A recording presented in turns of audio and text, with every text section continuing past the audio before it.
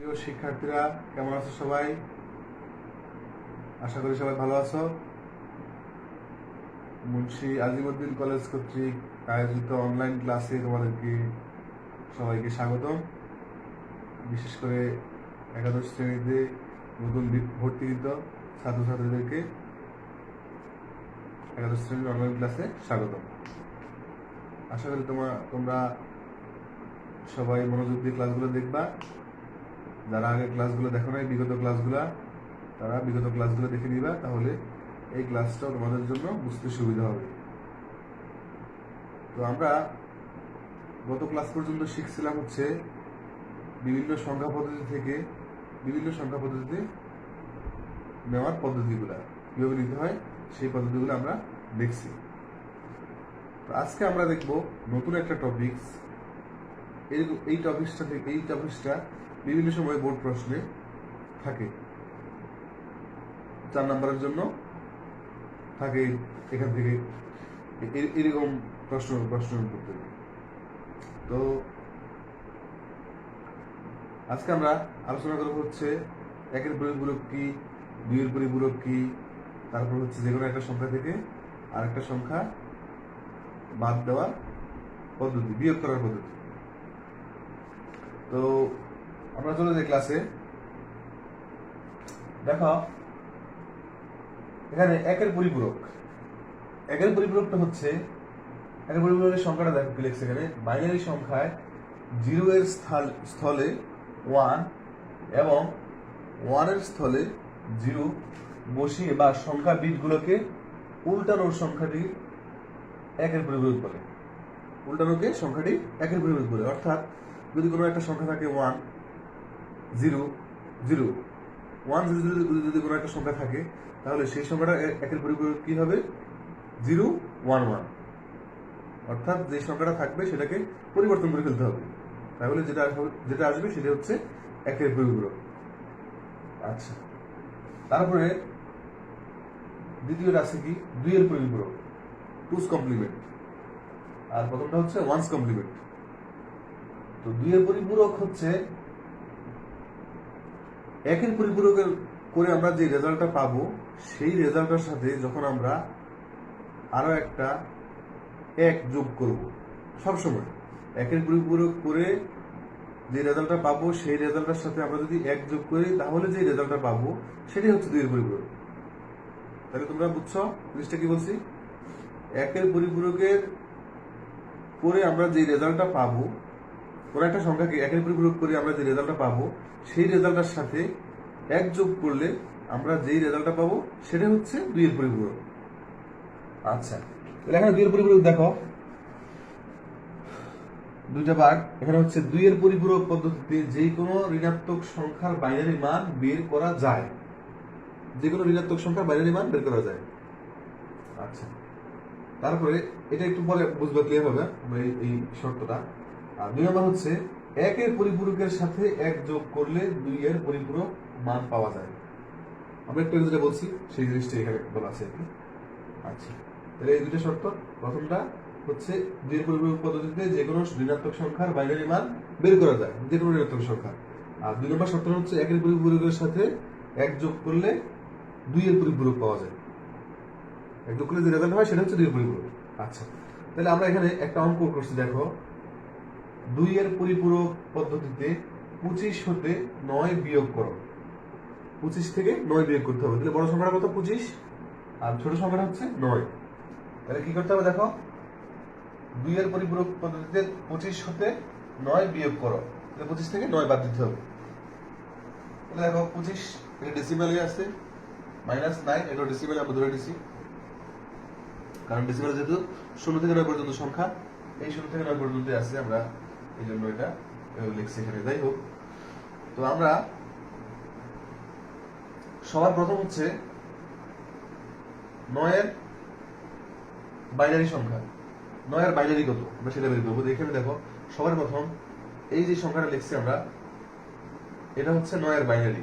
9-এর binary আসলে হচ্ছে এই যে এখানে দেখো রাফে লেখা আছে, 9-এর বাইনারি হচ্ছে 1001।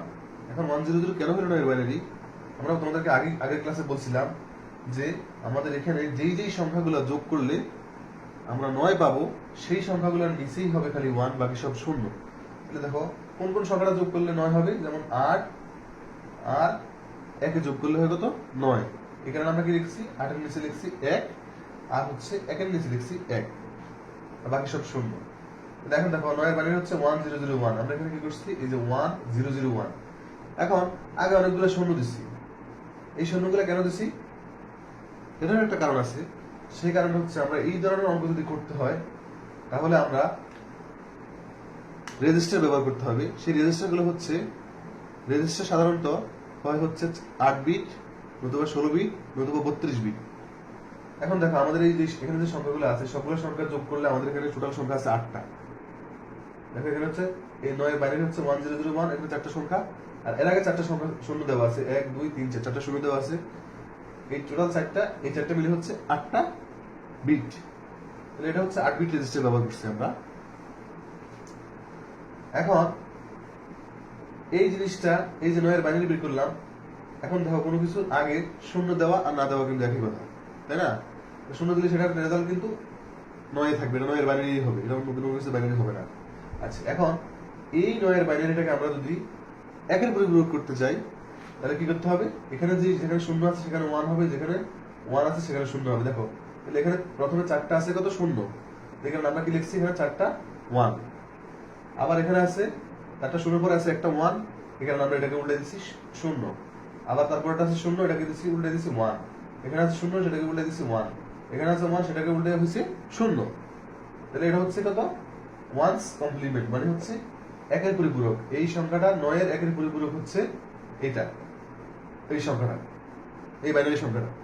আচ্ছা, তাহলে আমাদের মূল কাজ করতে হবে হচ্ছে 2 এর পরিপূরক বের করতে হবে। তাহলে আমরা কি করলাম, এই যে 1 এর পরিপূরক বের করলাম সেটার সাথে আমরা যখন 1 যোগ করব, আমরা কি বলছি এই যে শর্তটা এখানে বলা আছে 1 এর পরিপূরকের সাথে 1 যোগ করলে 2 এর পরিপূরক এর মান পাওয়া যায়।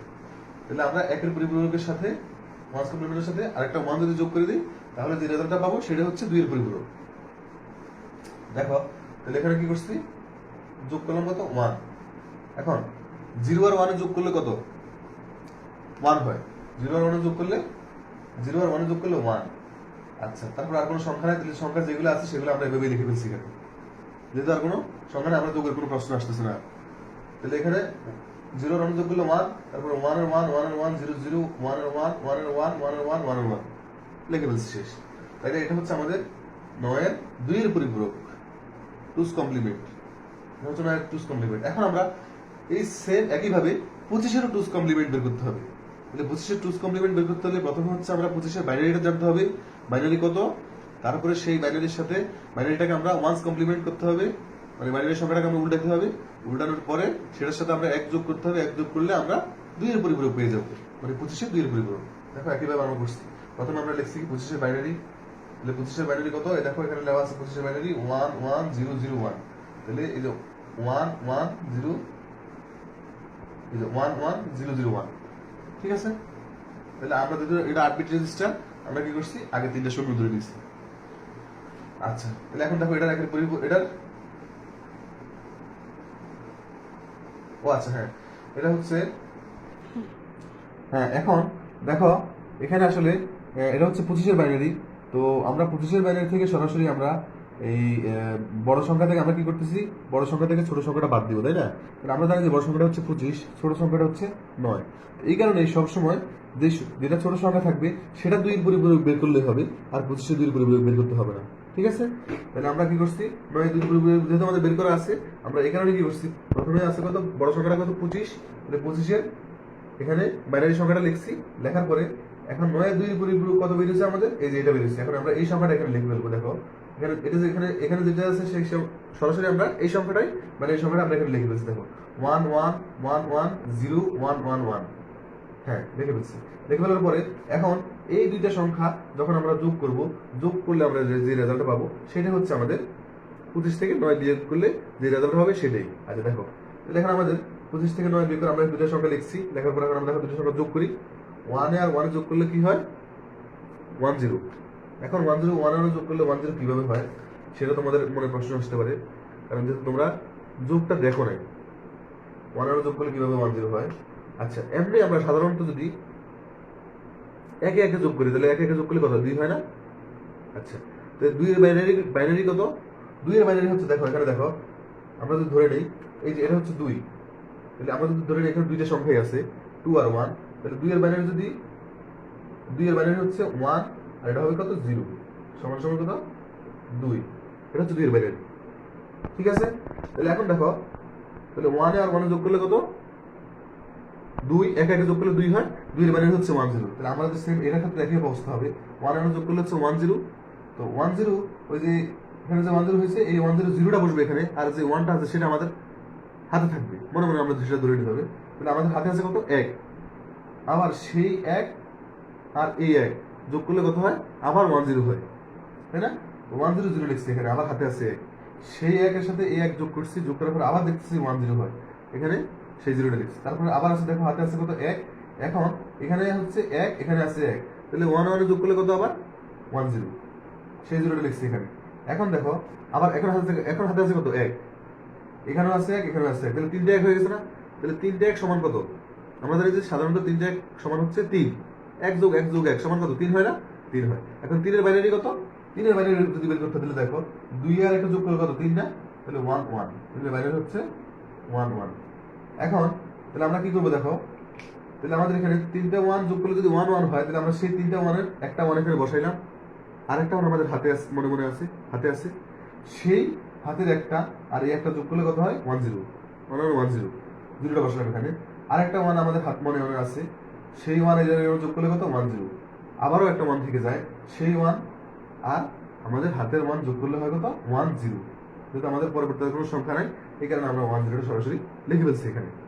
এখন দেখো, যেহেতু আমরা বলছি যে আমাদের এই অঙ্কটা আমরা হচ্ছে 8 বিট রেজিস্টারের মাধ্যমে করব, সেই কারণে আমরা এখানে টোটাল সংখ্যাই রাখবো 8টা, 8টার অতিরিক্ত আমরা কোনো সংখ্যা রাখবো না।